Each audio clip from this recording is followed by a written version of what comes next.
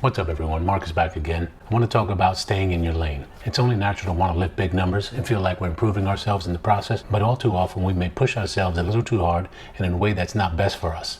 After all, improvement in weight training circles is measured by progressive overload, right? True, but there are various methods to achieving that progression, and today I want to talk about having a discipline to stay in our own lanes for our own sake. In this day and age, with social media and with a multitude of workout videos at our fingertips, it can be overwhelming to say the least. They are often instructive, inspirational, can motivate us to push ourselves to the limits.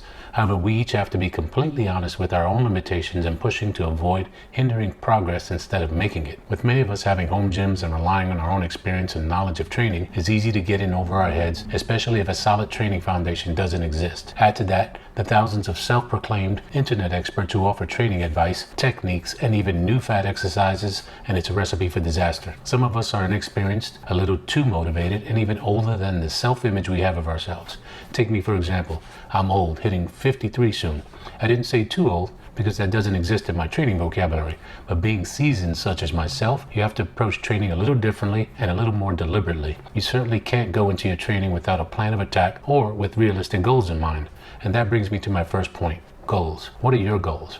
Are they reasonable for you? Are they defined or just very vague? If you say you just want to get big, bro, then you're probably approaching your training in the wrong way. The next point is age-related goals. If you're older like me, you have to have that age in mind from start to end. You have to warm up properly, go slowly, avoid competing with younger lifters, lift weights that are truly within your limits, consider a frequency appropriate for your age and level of health. Training frequency differs for all of us, and defined programs are great, but they don't know your age or past injuries. They are written and planned with a generic training individual in mind, and each of us has to be smart enough to adjust accordingly. Goals for younger lifters are usually different.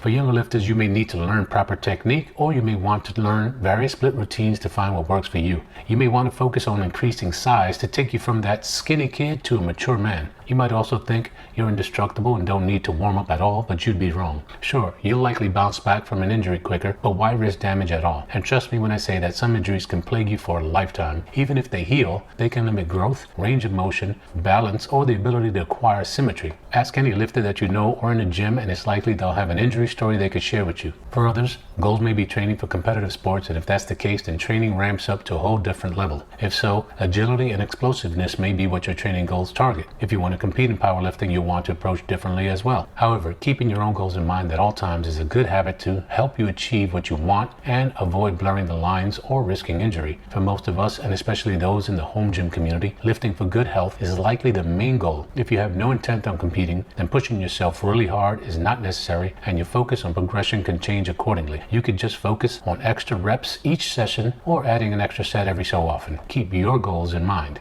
For myself, I want to stay healthy for a long time to come.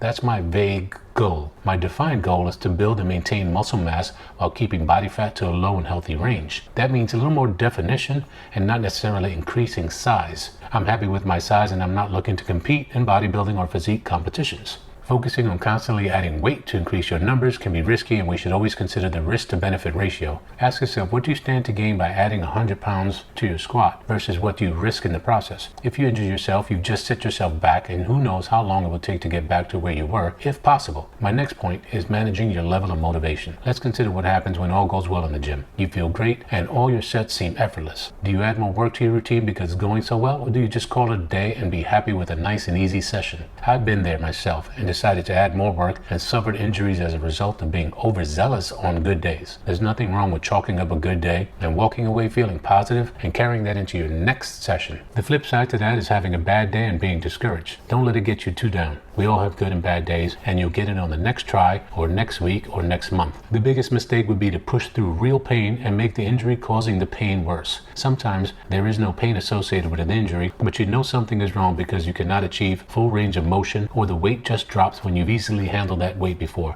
Don't ignore the signs your body puts out. Soreness is one thing, but pain is different, and you should be able to discern the difference. If you're disciplined enough to accept the signals from your body, you can stay in your lane and prevent serious damage. Move out of your lane and you could suffer the consequences. Here is an example of me experiencing pain while squatting. It comes and goes, and it can be a real pain in the rear. However, I have to pay attention and scale back when it rears its ugly head rather than trying to push through it. Sometimes it makes me wonder if I'm pushing myself too hard. But when I feel that pain, I have to decide, am I going to try to push through this? Is it real pain or is it minor? If it's minor, I might go for it. If it feels like something that could be serious, then I'm going to re-rack my weight. I'm not going to push through it because when I've done that in the past, I've paid the price. So I'll just re-rack the weight and leave it for the next time. If I still feel pain after back-to-back sessions, then I'm sure there must be something wrong and I need to go see a doctor about that. Otherwise, there may be other issues like mobility issues that have to be corrected. My final point is being real about your true abilities. If you're mostly powerlifting and don't do much cardio, then you probably have no business attempting to run a mini marathon. Perhaps you stopped training for a year, but you know your last time benching, you benched 275 pounds. Do you try and hit that mark in your first few weeks of training? Of course not. You've got to work your way back to that strength level before you attempt it, or you could hurt yourself. Perhaps you can bench 225 pounds, but you need your spotter to help raise the bar on each and every rep. Then you're trying to train above your true abilities. If you can't do clean reps with proper form on your own, then you need to drop the weight. Convincing yourself that you're capable even though you require assistance in every rep is foolish and you're not staying in your lane. Do yourself a favor and stay in your lane. Anyway, that's just my 2 cents as advice from a guy who's lifted for many years and who's also learned some lessons the hard way. Remember why you're training in the first place. You're trying to improve yourself in some way, and losing sight of that by stepping out of your lane will likely cause you to miss your goals. And that's the point of this whole video, staying in our lane so we can achieve our goals. That's enough food for thought from me. I'd love to hear your thoughts on this, so please let me know your experiences, good, bad, or indifferent. Do you agree or disagree with my beliefs as I've laid them out here? That's all I have, and I hope you've enjoyed this video. As always, I appreciate your time viewing my content, and I'll catch you in the next one. Marcus out.